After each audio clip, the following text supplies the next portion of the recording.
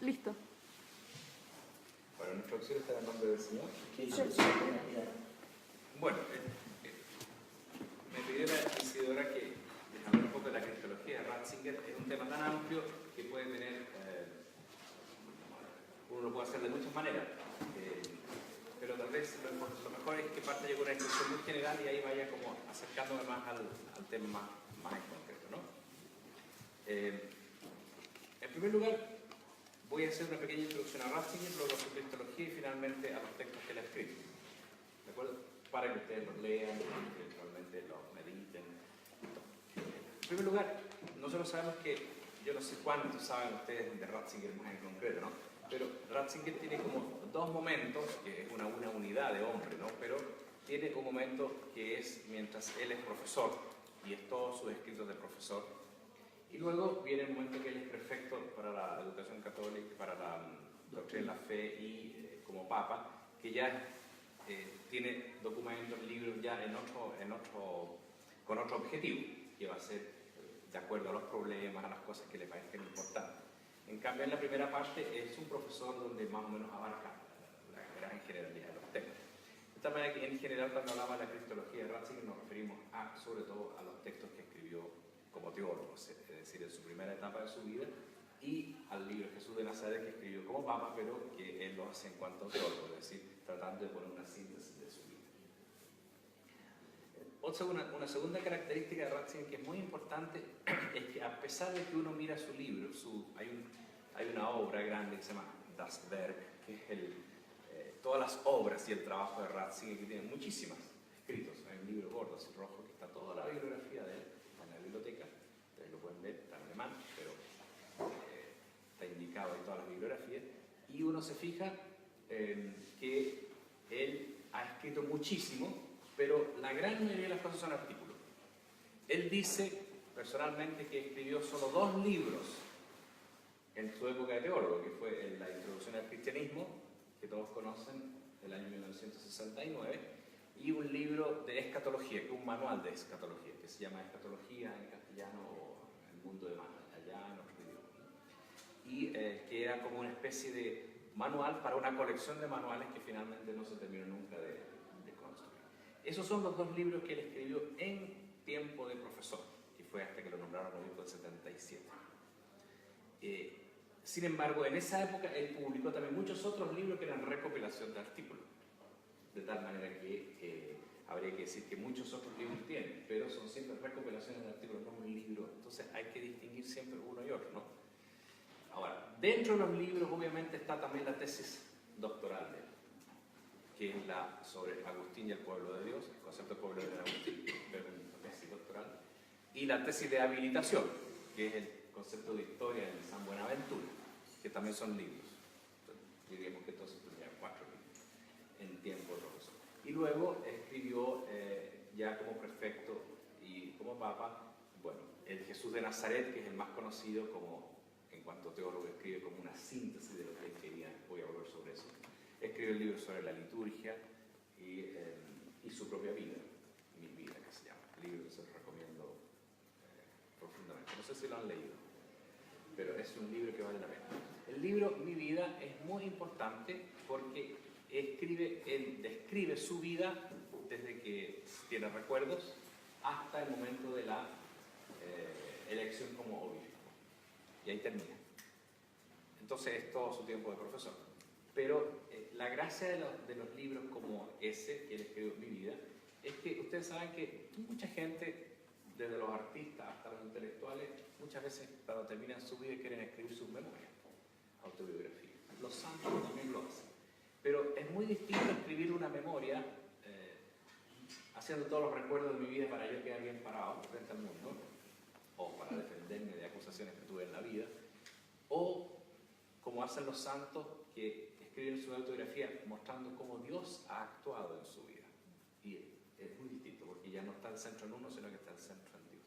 Y de alguna manera en mi vida, de Ratzinger, sin querer él explícitamente ser una autobiografía espiritual, porque no es eso, se podría decir que es una autobiografía intelectual, o más bien de sus influencias, o de cómo Dios en su providencia armó su vida. Entonces, es un libro verdaderamente bonito porque tiene partes difíciles en cuando él discute con teólogos, pero sobre todo él va viendo en esa vida cómo Dios, sin decirlo tan explícitamente, cómo Dios y en su providencia va armando su vida y él llega a ser lo que es, bueno, por sus méritos, pero fundamentalmente por la gracia de Dios y por acontecimientos providenciales. Entonces, y en ese libro él también explica toda su formación teológica. Entonces es un libro que vale la pena leer. Mi vida se llama.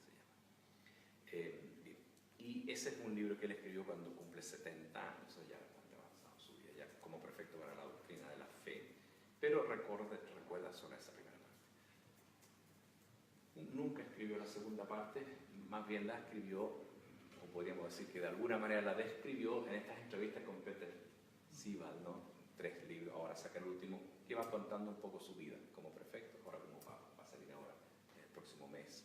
La última de sus libros, que será una entrevista con este hombre, un periodista alemán, que le pregunta cosas, entonces de alguna manera describe su vida de pontífice. Pero no es nunca más un libro como el que escribió esa primera parte. Entonces, esto para decir que Ratzinger no es de los autores como Balthasar, como Rahner, que en algún momento de su vida determinan hacer una síntesis de su escrito o están siempre escribiendo libros, sino que más bien es de artículos de ocasión. Ahora, esto tiene una característica importante, por 2 razones. La primera es porque Ratzinger se propuso varias veces a escribir libros, pero no le resultó por varios motivos. Uno, porque la colección, una que iba a hacer con Rahner, nunca se terminó. Una que iba a hacer con Auer, apenas escribió un puro libro porque los cambios del concilio, todo, variaban las cosas. Entonces, hubo proposiciones de hacer un libro, él las tuvo, pero finalmente no las pudo.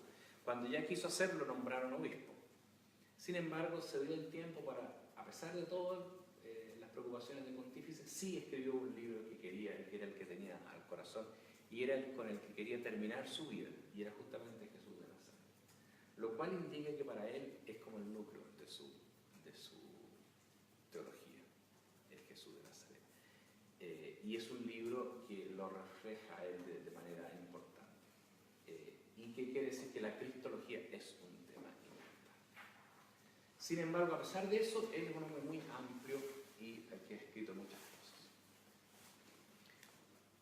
Uno se puede preguntar, ¿escribió de alguna cosa en particular? Varias, pero no es de una sola, él es como un hombre amplio. Porque si bien la tesis de doctorado la hace sobre eclesiología, precisamente por eso cambia el tema en la tesis de habilitación. La tesis de habilitación es como un segundo doctorado, pero no es propiamente un doctorado, sino que es una tesis que uno tiene que hacer para poder ser profesor universitario en Alemania. Si te reprueban, ya no puedes ser profesor universitario. Si la pruebas, puedes postular a una cátedra. Entonces es un trabajo importante. Y eso fue sobre la revelación en San Buenaventura. Y luego él trabajó en el concilio en muy diversas cosas, pero ven usted que el otro libro que escribió fue de escatología, y finalmente cuando quiso sintetizar su vida, escribió sobre cristología. Y cuando ahora se publicó su obra completa, o se está publicando, él pidió que el primero de los libros que se publicara fuera su libro sobre la liturgia, que le parecía lo más importante. O sea, ven ustedes que es sumamente amplio en sus campos. Ahora, eso muestra también una característica de él. Él, si ustedes miran su obra, y esto no es una cosa que no digo, no la juzgo valóricamente, o sea, simplemente es, él no es, me parece a mí, es mi opinión, no es un hombre que crea una escuela de algún pensamiento particular, sino que él siempre intenta resumir y presentar el estado de la situación, la problemática, es sintético, fundamentalmente sintético. Pero ahí está precisamente su riqueza, ¿no? Porque es capaz de sintetizar lo que otros no pueden sintetizar, es capaz de poner en un problema todos los aspectos. Entonces, en realidad crea una escuela, si ustedes se fijan, tiene una grandísima escuela de seguidores, a pesar de no haber tenido ninguna cosa particular, precisamente por la capacidad que tiene de integración. Tal vez se le podría aplicar a él una frase que dice von Balthasar, al final de su vida. Von Balthasar dice, lo más verdadero es lo que es capaz de integrar más cosas. La capacidad de integración es lo que te da la verdad de las cosas. Un hereje dice siempre una verdad, pero desintegrada. Y por eso queda fuera de la doctrina, ¿no? En cambio, un católico, un cristiano verdadero que se mantiene dentro de la ortodoxia de la fe cristiana, siempre puede acentuar una cosa, pero integra todo lo demás. Si el problema es cuando uno desintegra. Y eso nos sirve también a nosotros en la Biblia para muchas cosas, ¿no? En ese sentido, y tercero, porque para conocer bien su obra uno tiene que ir metiéndose en distintos artículos, no tiene un puro libro para un puro tema.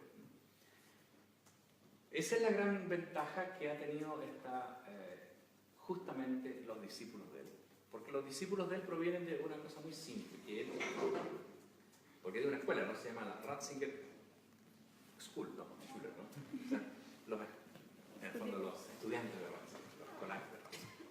Entonces, y esto comenzó porque cuando él llegó a la universidad, primero en Bonn, después en Münster, después en Tübingen, después en Ratisbon, son 4 universidades. En esas 4 universidades, él, dado que cuando él quiso postular a ese trabajo de habilitación para ser profesor, el profesor corrector lo quiso rajar y tuvo grandes problemas anteriores, todavía seguía un poco pegado que la tradición eran cosas, ¿no? Palabras, doctrinas. Entonces ahí viene la discusión y ahí finalmente el profesor Orellana II da la razón a la postura de Ratzinger, ¿no? La tradición es fe viva, es transmite un acontecimiento, es múltiples liturgia, palabras.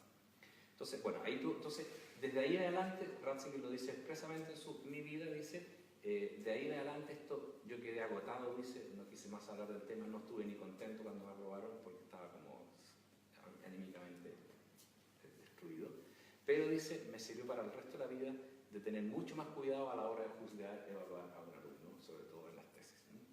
Lo cual es muy bueno, experimentar un sufrimiento hace más sensible al sufrimiento ajeno. Entonces, él lo que hizo fue que todos los alumnos, porque es común que en las tesis, en universidades lleguen los alumnos y tratan de pedirle al profesor que les guíe. Entonces, si el profesor sabe de la materia, esto es lo clásico en la universidad, si el profesor sabe la materia, si le interesa la materia, te dice, sí, te guío. Si el profesor no sabe tanto o no le interesa la materia, dice, no, eso no es mi materia.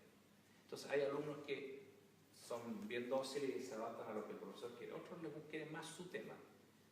Pero hay algunos que sufren mucho porque no encuentran un profesor que los guíe. Entonces Ratzinger se dedicó y siempre aceptaba a todos, sin excepción. Y decía, si un tema no lo conozco, lo estudiaré con él. Por eso hizo tesis sobre el budismo, sobre relaciones con el hinduismo, de gente de otros países. Pero dice que finalmente eso le sirve mucho porque le abrió un campo mucho más amplio. Bueno, entonces todos esos, como eran tantos que tenían más que los otros, entonces en vez de conversar personalmente con cada alumno, cada 15 días, él decidió los sábados en la mañana en su casa invitarlos a un desayuno y estaban todos sentados en una mesa y cada semana, cada 15 días, uno explicaba su tesis, él le corregía públicamente todo y los demás escuchaban y les servía para su propia tesis. Entonces, una vez que ya terminaban el doctorado ya se conocían bien porque se juntaban siempre y entonces empezaron a decir, ¿por qué no nos juntamos una vez al año? Que sea una jornada, un tema. Entonces esos exalumnos se juntaban una vez al año, un tema, lo cual también empezó a ser común en toda su época. Como prefecto de la Congregación de la Doctrina de Fe, sigue haciéndolo, y como papá también, todos los exalumnos se juntaban una vez al año, 3 días, y discutían un tema, y él hablaba. Hasta que en una ocasión, cuando debe haber sido el año 2008-2009, como papa también lo hizo en Castel Gandolfo, invitó a 3.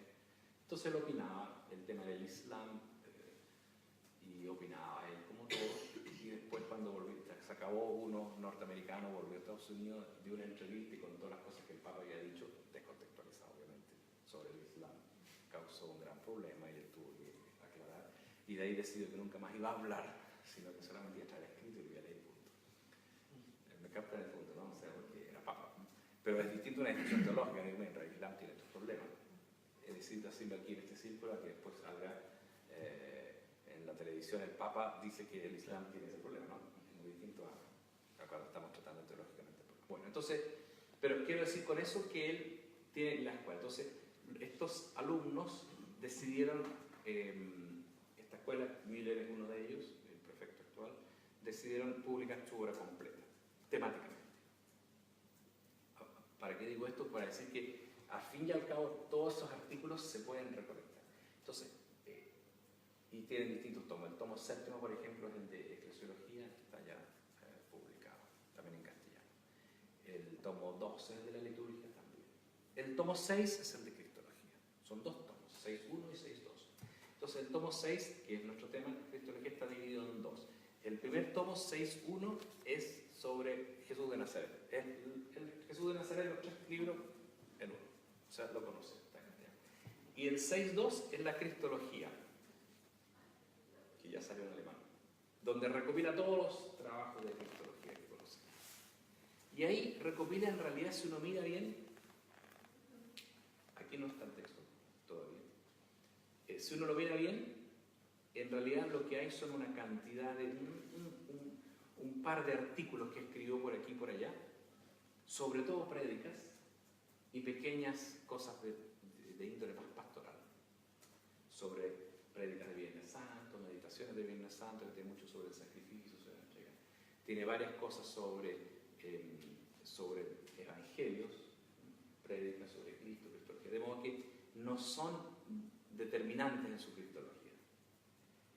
Sí tiene un par de artículos sobre el concepto de persona, por ejemplo, que es más determinante. Entonces, quiero decir que en el fondo su cristología está ahí en Jesús de Nazaret, de manera considerable.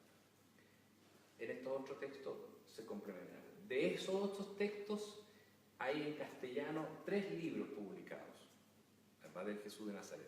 Ya se va a publicar el tomo completo con toda la cristología, pero actualmente uno puede encontrar parte de ese libro. Lo puede encontrar en 3 libros chiquititos que hay. Uno que se llama Los Caminos de Jesucristo, que son unas predicas.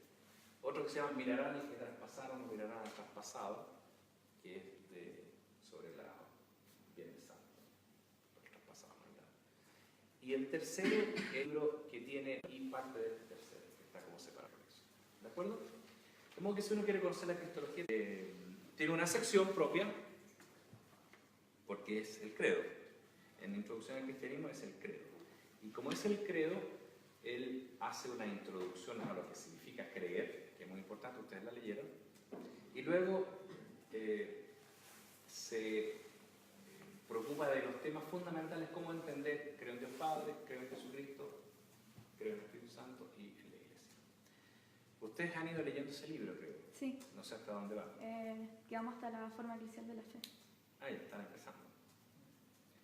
Bueno, entonces por eso justamente me voy a referir a la cristología de acá. Entonces ahí lo que tiene es que él plantea en la sección segunda, creo en Jesucristo, su único Hijo, nuestro Señor, está dividido en 2 partes. Y es interesante, ¿por qué lo divide en 2 partes? En primer lugar, este texto está escrito en el año 1969. Ustedes saben que el año 69 era como el momento ya donde se había desatado una cierta crisis producto del mundo, por el año 68, que es una crisis cultural, ¿no? La crisis cultural del 68, teniendo muchos elementos, creo que uno fundamental es una crisis de la juventud frente al pasado. ¿Sí? El pasado no nos ayudó, ¿no? Es juventud que no nació en la guerra mundial, es juventud que ha visto todo el desarrollo y en realidad lo pasado no nos ayuda. Es como un deseo de empezar lo nuevo, ¿no? En Chile también se dio eso. Es como un momento de cambio. A la Guerra Fría, o sea, dicen, mira, el mundo que ustedes me transmitieron es malo. Está dividido en 2 partes, ha habido guerra, muerte. Entonces hay que empezar algo. Entonces hay una crisis del pasado. Eso se aplica también en la Iglesia, obviamente.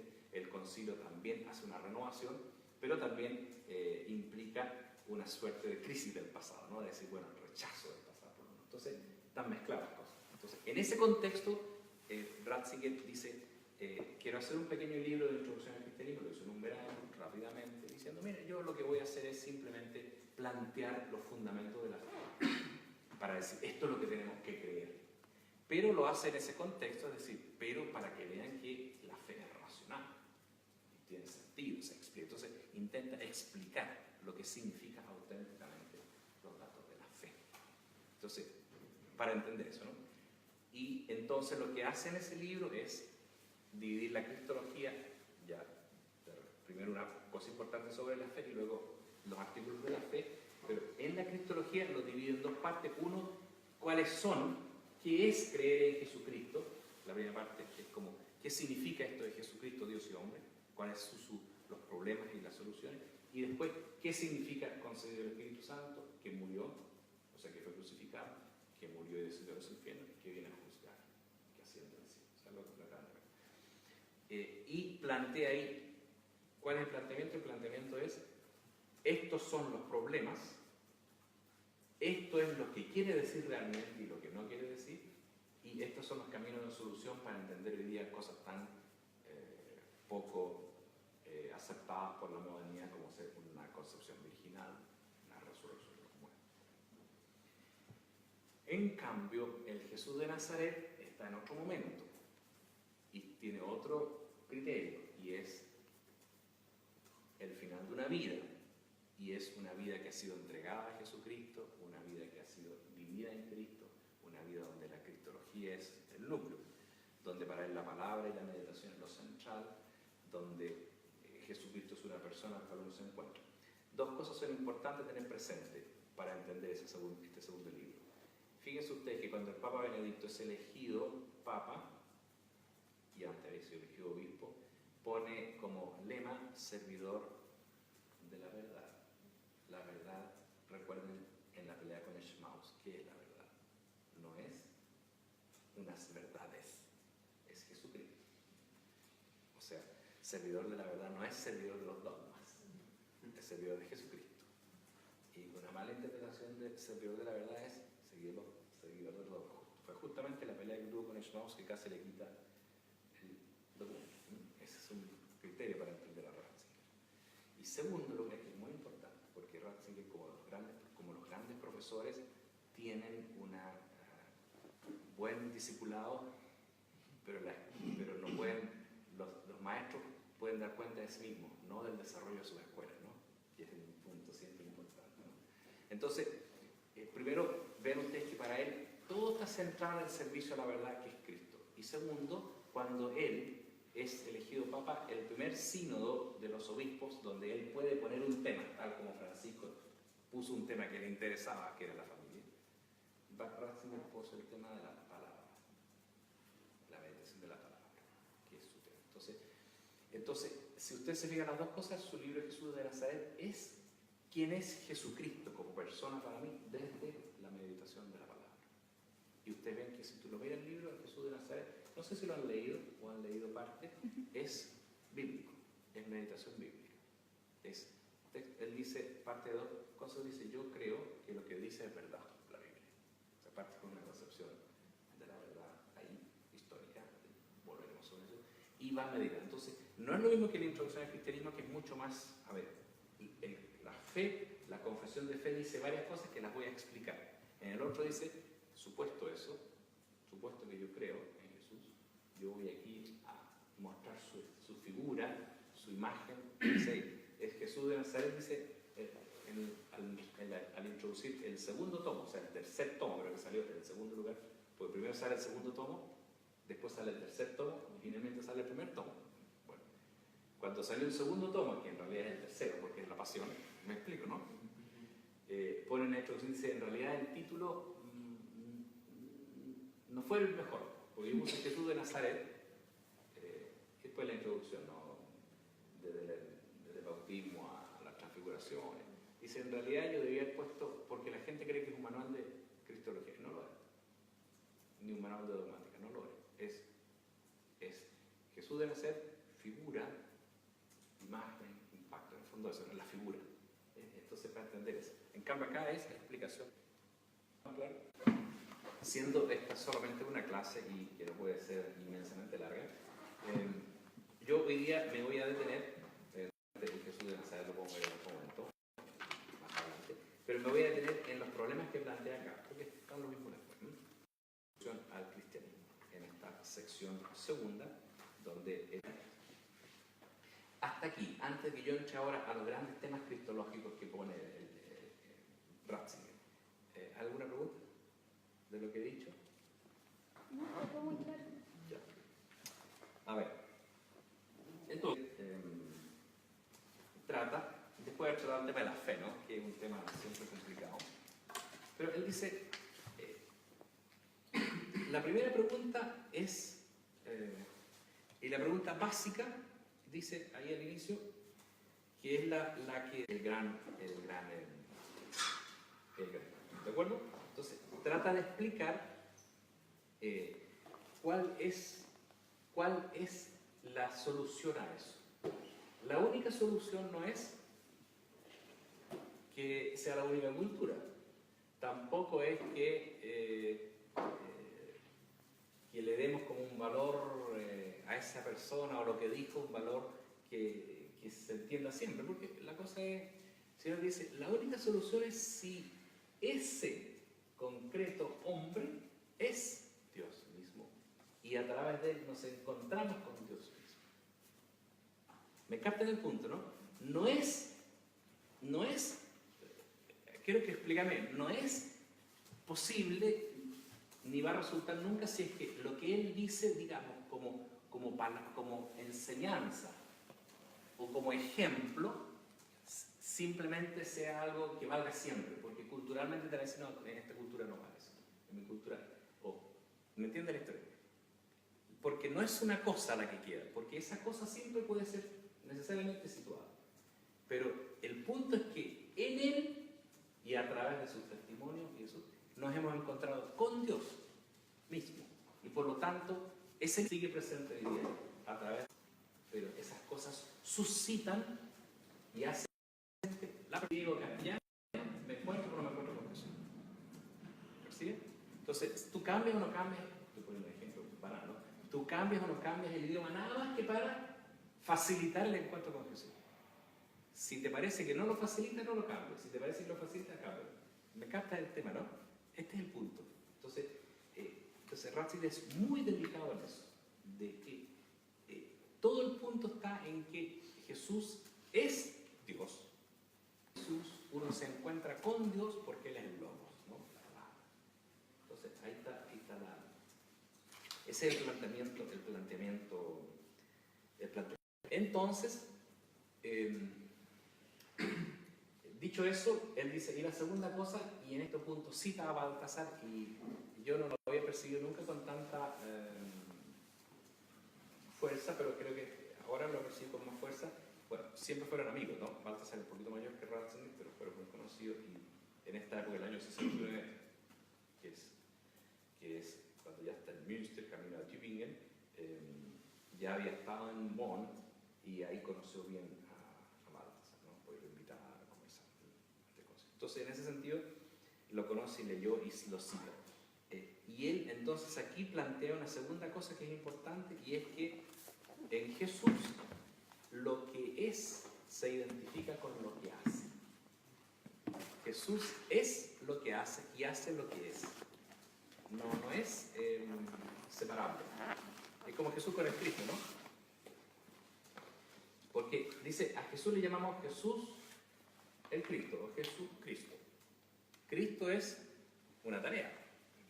Cristo quiere decir misión, enviado, no, Mesías, ¿no? Mesías, ungido. Pero Mesías ungido es el que está ungido para una misión. Es el Mesías. Pero el Mesías indica una misión, que es el Salvador de Dios. Y dice entonces, cuando desde la antigüedad identificaron el nombre Jesús, porque Jesús es el nombre que tenía, y quedó Jesucristo, identificaron la persona con la misión. O sea, yo sé quién es Jesús por lo que hace. Y Él hace lo que es. No hay una... Entonces, el oficio, la misión, está identificada. Bueno, eso evidentemente está en Baltasar desarrollado amplísimamente, ¿no? Y Ratzinger lo trata de la misma manera. Digamos que esos son los dos como principios básicos donde él plantea la cuestión cristológica. Con esos dos criterios fundamentales que ustedes siempre tengan presente, que en él uno se encuentra con Dios porque es el Logos encarnado, y en él se identifica la persona con la... O sea, él va haciendo lo que es y demuestra lo que es por lo que hace. No es separable. No es que haga un par de cosas y podría hacer otro. No, esos son los criterios. ¿Estamos claros? Sí. Con el criterio fundamental de... Dicho eso, viene toda una cuestión importante dice, ¿cómo sabemos que él es hijo de Dios? ¿Cómo sabemos que él es hijo de Dios? Entonces, aquí él tiene una cosa que es interesante en cierta medida. Yo no sé si será, él directamente lo tomó de la fenomenología o no, pero tiene algo de la fenomenología, que en el fondo que gastan hojas y hojas diciendo lo que no es un concepto, para Para que al final diga lo que es. Ratzinger tiene algo de eso, ¿no? Dice todo lo que no es, casi sin decir lo que es, pero en el fondo al final dice lo que es, ¿no? Pero diciendo lo que no es, ¿no? Entonces, es interesante ese punto porque uno como que tiene que aprender eso, ¿no? Entonces, dice, ¿qué es? ¿Cómo se... dicho lo que...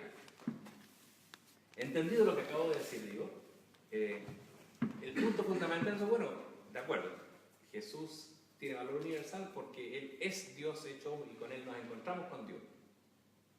¿Y cómo sé que Dios? Esa es la pregunta, ¿no? Entonces, Él dice, en primer lugar, obviamente es un acto de fe que hacemos. Cualquier persona podría decir que no es Dios, ya, de acuerdo. Pero supuesto el acto de fe, porque estamos en la fe. Supuesto el acto de fe, nosotros aquí tenemos un punto importante y es que aquí la cuestión básica es si es creíble el mensaje. ¿Por qué es creíble, no? ¿De dónde sale? Entonces él dice, la credibilidad del mensaje de Jesús como Dios viene no de helenización, como que los hijos, los medio Dios, medio hombre, que se aplicaran, ¿no? Jesús pasó a ser Dios y hombre como era en la mitología. Y explica que realmente no hay una influencia griega directa. Tampoco dice, tampoco viene del mundo babilónico donde el rey era adoptado como hijo, ¿no? El hijo del rey. No, tampoco. Tampoco viene de su nacimiento virginal, que ese es un signo de otra cosa. Vamos a hablar sobre eso. Sino que viene, porque otras personas podrían nacer virginalmente por un milagro de Dios también, ¿te digan? Y no ser Dios. No necesariamente, ¿te digan? ¿Capta, no? El nacimiento virginal indica una acción de Dios, pero no indica necesariamente que sea Dios. Es como la resurrección. Que alguien resucite es una acción grandiosa de Dios, pero no quiere decir necesariamente que sea Dios el que resucita, pues lo puede resultar, por ejemplo, la Virgen, Asunta de resurrección, pero es una obra de Dios, pero no quiere decir que ella sea Dios en sí, ¿no? Entonces, dice, no es el único punto y la base está en el Abba, en que Jesús llamaba a Dios Padre y le creemos su relación. O sea, ahí está la raíz de todo, su filiación. Y por eso la cristología de Ratzinger es de la filiación. El Hijo. No el Hijo de Dios, que ya es una palabra puesta. No es del Mesías Rey adoptado como hijo, sino que del Hijo como tal. Dice en ese sentido Juan, el que mejor acierta antes de escribirlo. El Hijo. Lo describe con mucha reflexión posterior Juan, pero dice acierta a encontrar el núcleo verdadero. Que Jesús hablaba de Dios como su Padre y él se sentía hijo.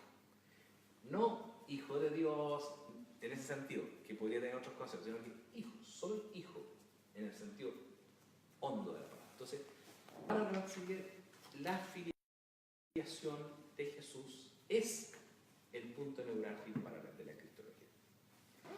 Y como hijo, él predica el reino de Dios.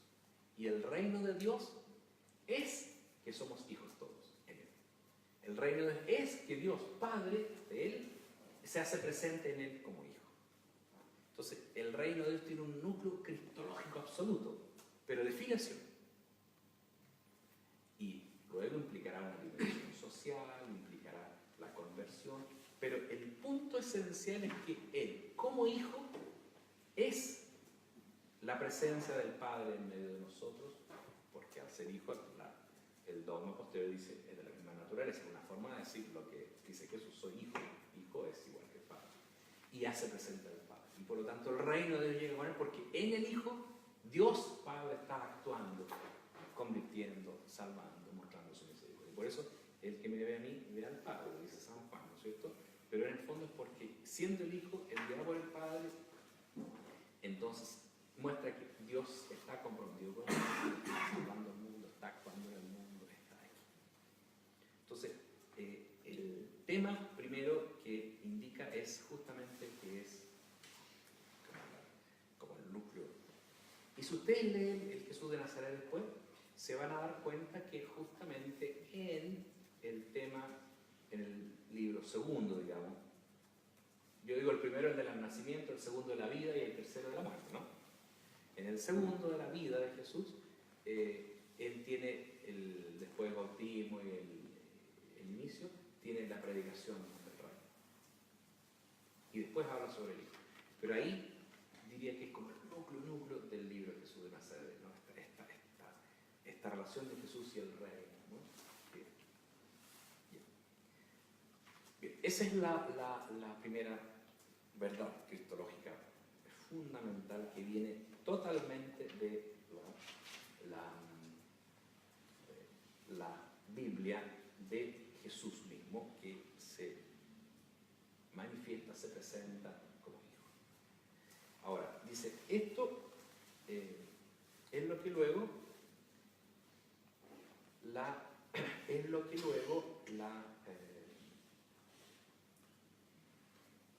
teología posterior y la dogmática de la Iglesia definió en Calcedonia, en el Concilio de Calcedonia, desde Nicea en adelante, pero en el fondo que él es de condición divina, pero tiene naturaleza divina y humana. No en el sentido, o sea, dice, la persona divina del Verbo, ¿no es cierto? El Verbo se hace carne. Y en su persona, él asume la naturaleza humana. Por lo tanto, él es verdadero Dios, verdadero hombre, siendo una única persona que es el Verbo, ¿no es cierto?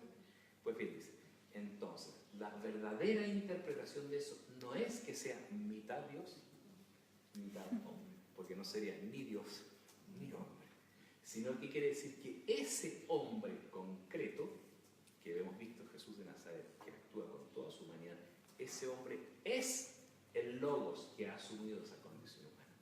O sea, es totalmente Dios, totalmente hombre. Yo no puedo entrar aquí a hacer una clase de cristología más honda que tendremos que hacer en el curso de cristología que están siguiendo algunos alumnos. ¿Cómo explicar eso, no? Pero, digamos, ya lo explicaremos con más tiempo, pero en el fondo lo que yo estoy diciendo es que lo que él quiere decir es que la totalidad de él es Dios, porque su totalidad es la persona del Logos que se ha hecho hombre. Por lo tanto está ahí el Logos. Uno dice aquí, toca el Logos. Pero la totalidad de él también es hombre, porque esa totalidad del Logos ha asumido completamente la naturaleza humana y el que está ahí es hombre. ¿Perciben? Entonces eso permite que él actúe completamente como un hombre. Y todo lo que haga él me vale. Y que cuando yo me topo con él, me topo con el Logos. Y por lo tanto, el Logos es la expresión del Padre, estoy con Dios. Es Dios. Y por eso, si hoy día yo me encuentro con la presencia de Cristo a través de los sacramentos, a través de la palabra, es la palabra de Dios. Porque es palabra humana, pero es palabra humana dicha por Dios mismo, y por lo tanto me topo con Dios. Y si el sacramento en la comunidad cristiana, si yo de alguna manera hago presente a Cristo, estoy tomándome con Él, por lo tanto con Él. Entonces, por eso es un acontecimiento. Entonces,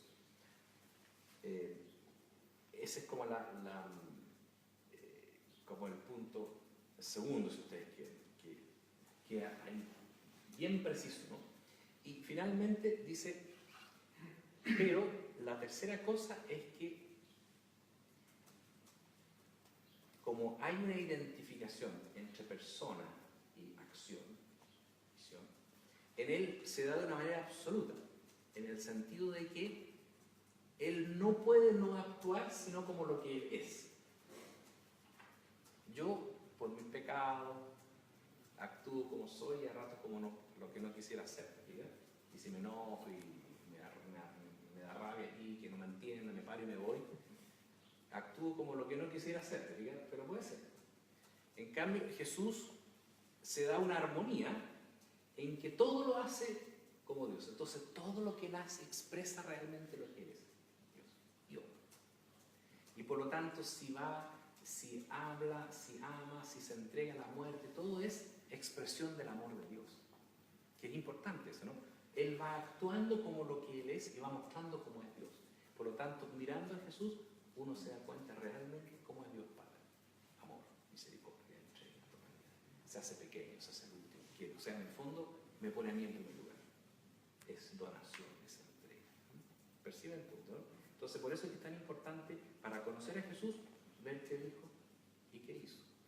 Pero no porque vamos a conocer cosas que dijo Jesús, cosas que hizo Jesús, sino que porque conocemos y nos encontramos con Dios. ¿Captan el punto importante? Bueno, eso puede tener muchísimas consecuencias, por ejemplo, para entender el cristianismo como testimonio y para comprender la iglesia como testimonio, sacramento. O sea, es que su forma de acción tiene que mostrar lo que es Dios.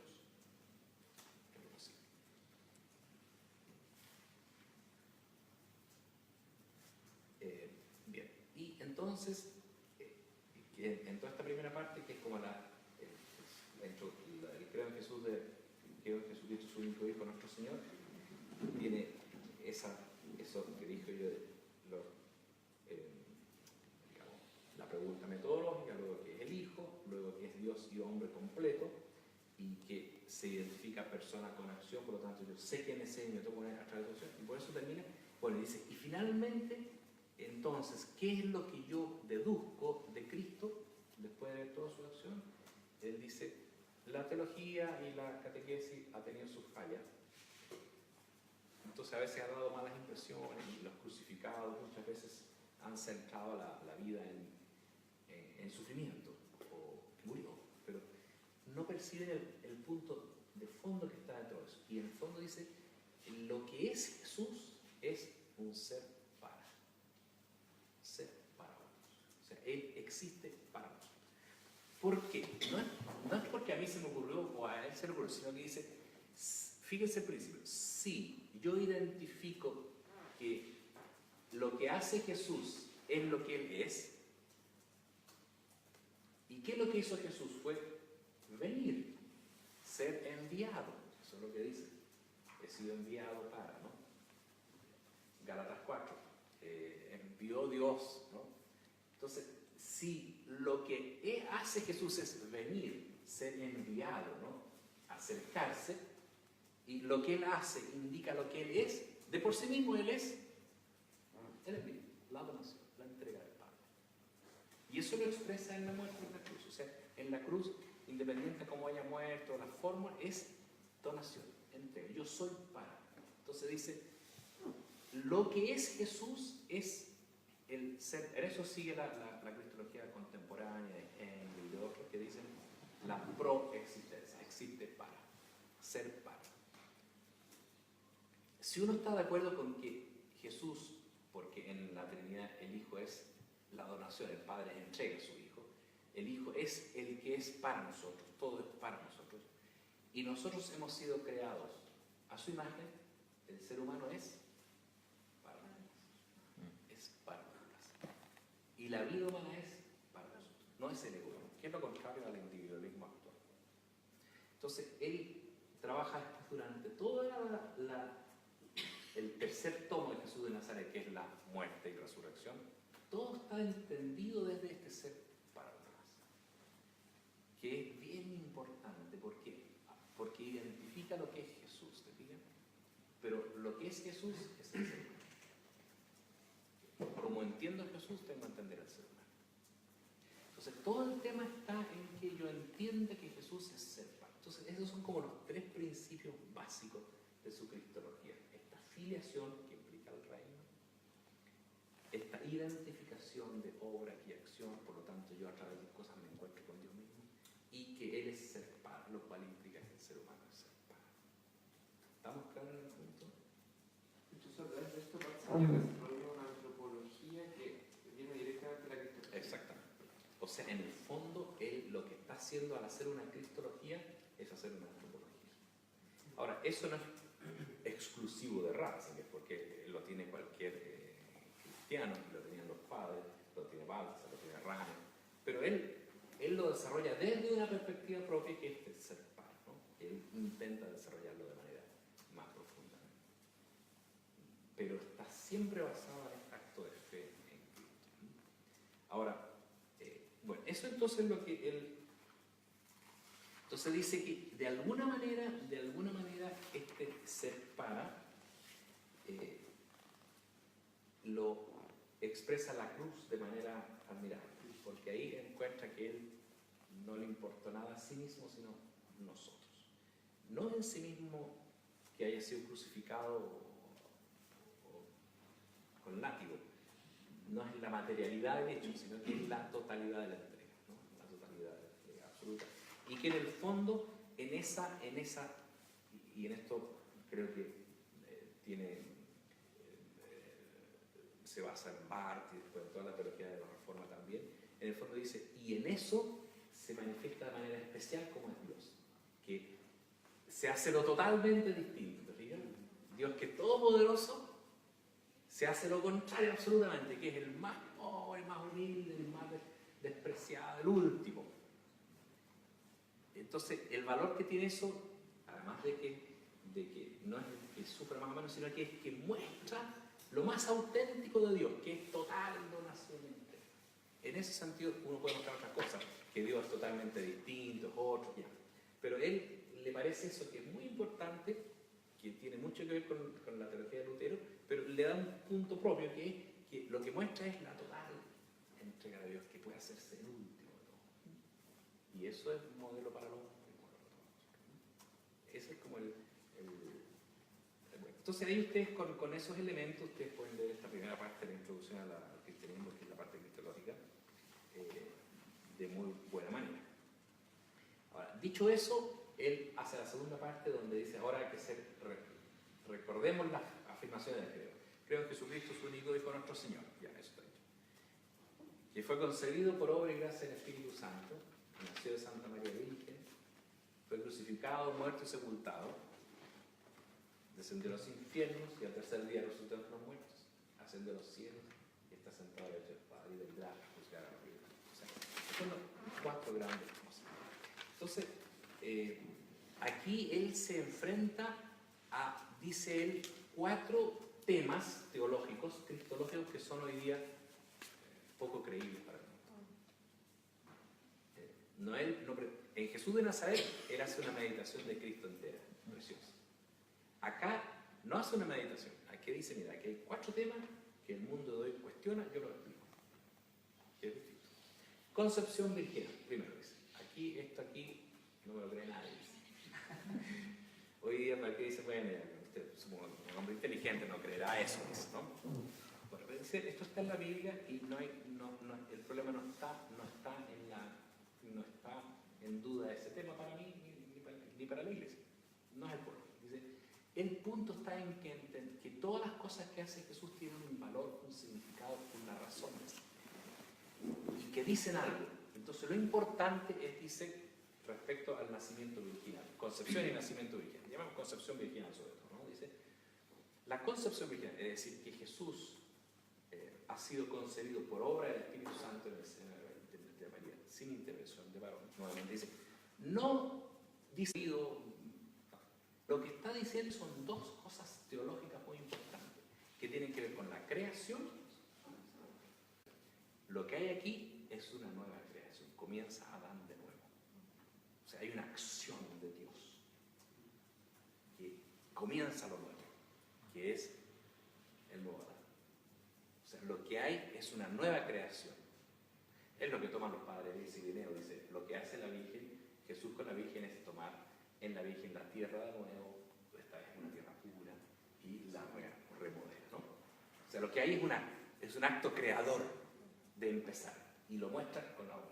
Y segundo dice, la segunda cosa está en que lo que está mostrando ahí, que es obra del Espíritu Santo, es que es una obra de Dios, es gracia, y que la nueva creación es gracia, y la salvación es gracia. Bueno, y ahí está todo.